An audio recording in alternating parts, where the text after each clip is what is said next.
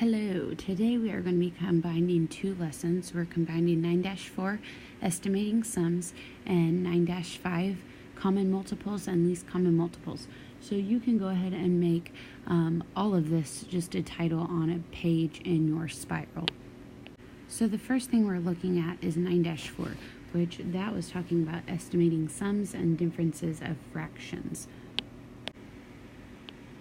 So the first thing I want you to write is 9/10, 9/10. That's our fraction. And to show this fraction on a number line, I just made a number line from 0 to 1, and I need to figure out how many pieces do I need to break this number line into. Well, what is my whole? My whole is always my denominator, which is 10. So I need to break this into 10 different pieces. So go ahead and do that. Break that into 10 pieces. So you should have drawn 9 lines, because here's a piece 1, 2, 3, 4, 5, 6, 7, 8, 9, 10. We broke it up into 10 pieces. So on this number line, where would 9/10 fall? Well, we would say that this was 1/10, this was 2/10, and so on. And we could write it all the way out to 9/10.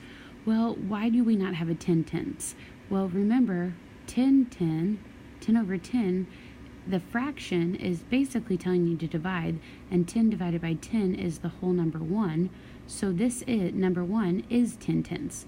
But on our number line, our 9/10 would be located right here. So if I asked you to tell me what fraction is this closest to? Is it closest to 0, a half, or the whole number 1? What would you tell me? You would tell me that it is closest to 1. Because see, it's kind of farther away from a half, but it's only one jump away from a whole. So we're going to try one more together, and then I'm going to ask you to do one on your own. So first you make your number line, and you can do 0 to 1. And I have to break it up into my denominator, my whole, which is 5s. Then I must label. And then I have to find it on my number line. So 2/5 is right here. And I have to ask myself, is it closer to 0? Is it closer to a half? Or is it closer to 1 whole? Well, in this case, it's closer to a half, because a half would be right about here. We know that 5 cannot be 5. The half of 5 would be 2.5. So 2.5 over 5, that would be half. So just a little bit more than what we have. So it's really close to my half. So we would say it's closest to a half. Okay, so here we have 1/8. I broke up 0 through 1 number line into 8ths. You are going to have to write this down and find out where 1/8 is. And in a quiz question, you need to tell me, is it closer to 0, 1/2, or 1 whole? Do that now, please. Okay, and if you said 0, it's closer to 0, you are correct, because here's 1/8. It's closer to the 0 rather than having to jump over 3 spaces to a whole or 7 spaces to 1. So that's how you can tell on a number line what you can estimate your fraction to. But let's try doing subtraction and addition problems, and I'm going to show you how easy that is to solve. Now, some of you can do this in your head, and others you will have to draw the number line. Either one is okay. So 11/18, you can draw that on a number line, but if you can think like this, I want you to think, what is a half? If I have 18 at the bottom, if I wanted to make it a half, what would be on the top? Well, a half of 18 is 9. So is 11/18 pretty close to a half? I would say so. So I can change this to a half. Then I have to drop down my minus sign. Okay, now 2/9, if I bring that down, I can either do it on a number line.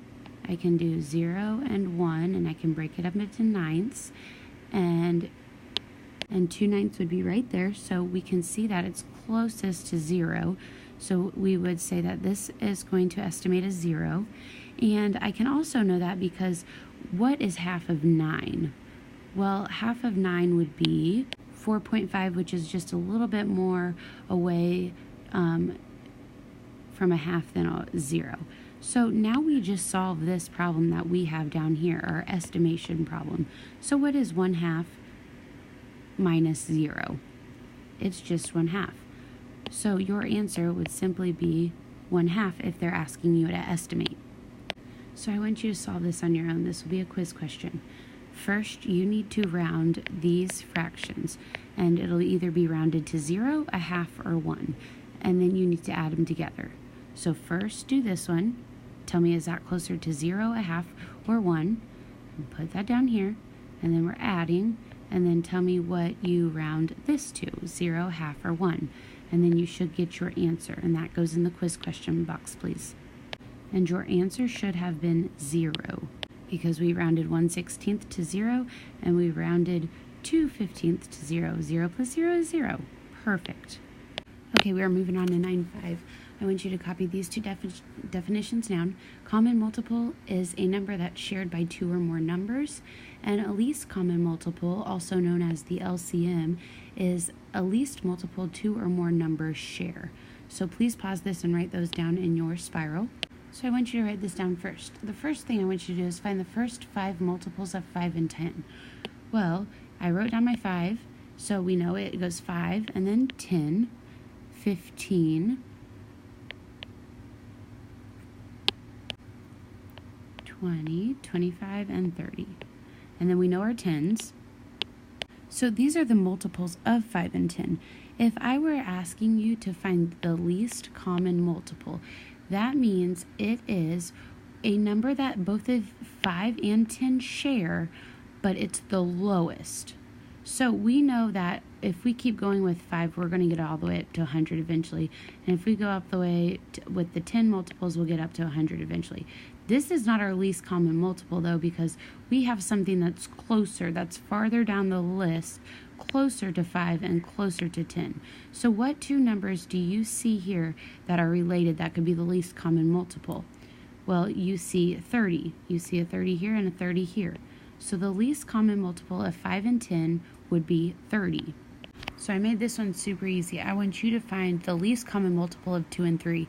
I listed out all of 2's multiples and all of 3's multiples. So in your quiz question box, you tell me which one is the least common multiple, which one do they have in common, and your answer should have been 6. 6 would be 2 and 3's least common multiple. Okay, we are going to do this one together, and the next one will be on your own. So we want to find the least common multiple of 6 and 9. First we have to go to 6, and then we have to go to 9 and list out their multiples. Now, when you list out your multiples, you might be asking, how far do I keep going? You keep going until you find a match. So usually up top, I'll do about 3 multiples. Down below, I'll do 3 multiples, see if I have a match. If I don't, I'll go back up top and do 3 more. Let me show you. So 6, the multiples of 6 would be 6, 12, and 18. So let's go down to 9 and do 3 multiples. So we have 9. 9 and 9 is 18. And plus 9 more would give me 27. Have I found my least common multiple already? Yes, because here's the one they share in common, 18. If I didn't find a least common multiple, though, I would have to keep going up top 3 more, keep going down bottom 3 more. Okay, this is all on your own. I want you to find the least common multiple of 12 and 16. Remember, all you need to do is list them out and tell me which one that they have in common first. So go ahead and do that now. So if I listed out my multiples of 12 and 16, I should have these, and my least common one that I can see is 48. Your answer should have been 48. Perfect. So in other words, 48 is the smallest number divisible by both 12 and 16. So let me say that one more time, and you can even write that down. 48 is the smallest number divisible, which means it can be divided into 12 and 16. That's what our least common multiple means. So I'm going to say that actually one more time, and if you bring it in written down, you will receive a prize tomorrow. So if I see that you wrote down that you know 48 is the least common multiple of 12 and 16 because it is the smallest number divisible both by 12 and 16, you will receive something tomorrow during school. See you then.